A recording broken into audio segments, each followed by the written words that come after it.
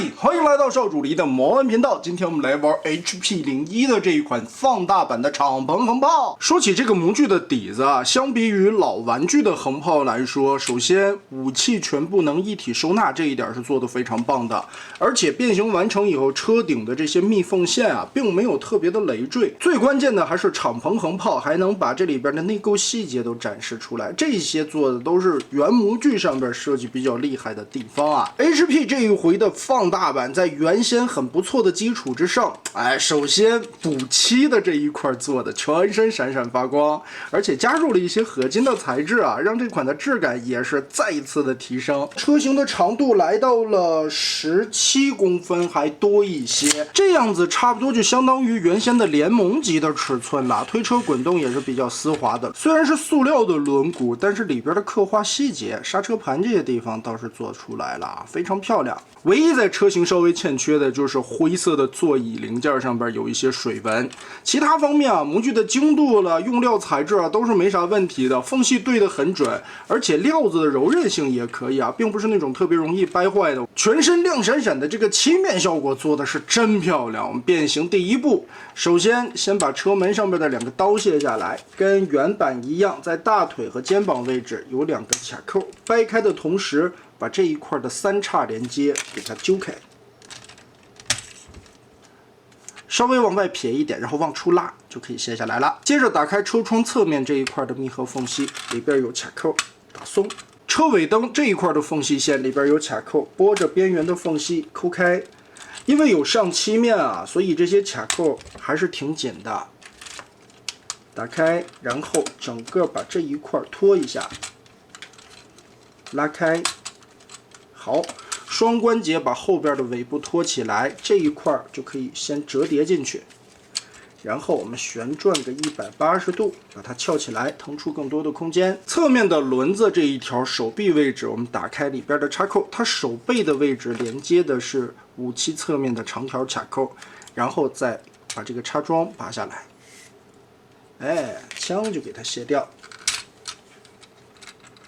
我很喜歡這些武器配件都能在身體裡邊，尤其偽裝形態進行收納的啊，非常棒。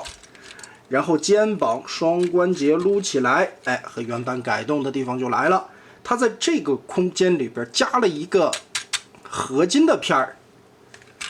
就是增加質感的同時啊，把原先手臂上面大家挺詬病的那個窟窿給你蓋了起來。不僅把空洞進行了遮擋，還在這一塊的面板上邊做了一些細節的雕刻啊。這個花紋的處理看着也是不錯的嘛。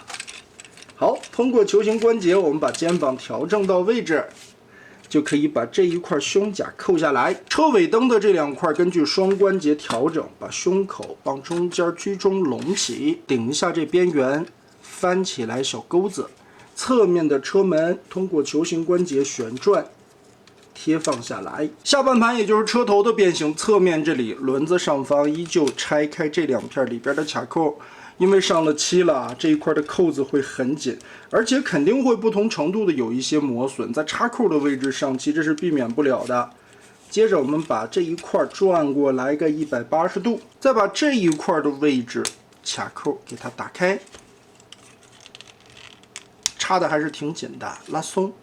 橫着看一下這一塊的變形啊，先從根部這裡翹起來，拧個180度，把中控翻到下方去，再把前機蓋的位置旋轉個180度，調過來。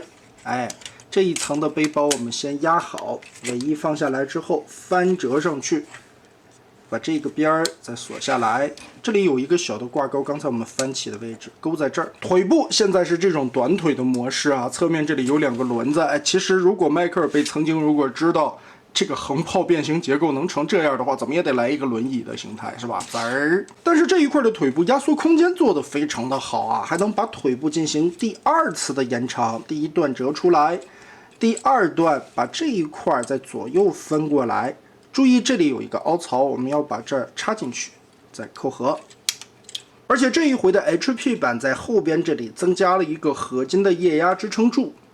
在活動的時候这裡可以放進去。我們把腿型也是擺成這種反關節的造型。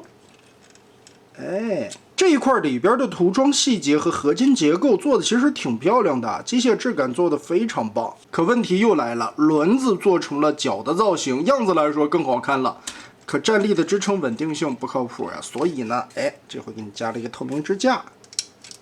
捅在菊花上面。然後我們把武器都拿上，翅膀調一調造型，還能擺出一個更具躍動感的姿勢。因為有支架的輔助支撐，所以跟這樣擺放起來其實也挺帥的。HP 版這一回的頭雕刻畫的也還可以吧，畢竟原版的這一款的模具底子就很棒啊，零件表面的這種雕刻細節豐富程度就夠了，只是缺了一層塗裝。HP 版也並沒有刻畫的很肉，該有的一些細節也都能看得清楚。腹部這裡的機械層次感，其實原先的版本啊，真的就差一身漆面，而現在 HP 版放大了以後，又給身上加了很多補漆的地方，還在空洞的位置加了蓋板，合金的質感把這一塊零件堵上去以後，